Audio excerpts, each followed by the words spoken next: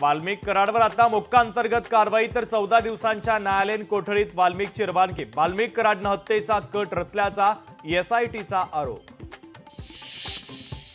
वाल्मिक कराडची पुण्यातील फर्ग्युसन मार्गावर कोट्यवधींची बेनामी संपत्ती। ज्योती जाधवांच्या नावानं 2 ऑफिस, कागदपत्र लोकशाही मराठीच्या हाती।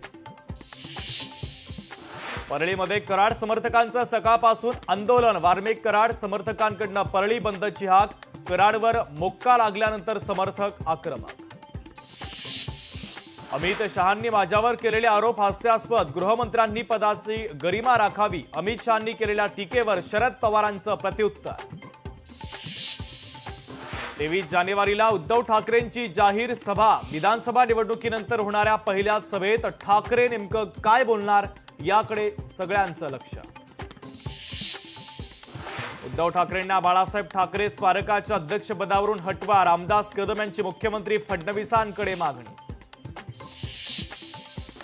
रामदास कदमांचं वक्तव्य म्हणजे सत्तेची मस्ती आणि माज। पाळलेले पोपट फडफड करतायत। संजय राऊतांची कडाडून टीका। टोरेस प्रकरणामध्ये ईडीची एंट्री। मुंबई पोलिसांनंतर आता या टोरेस घोटाळा संदर्भात पुढचा तपास ईडी करणार।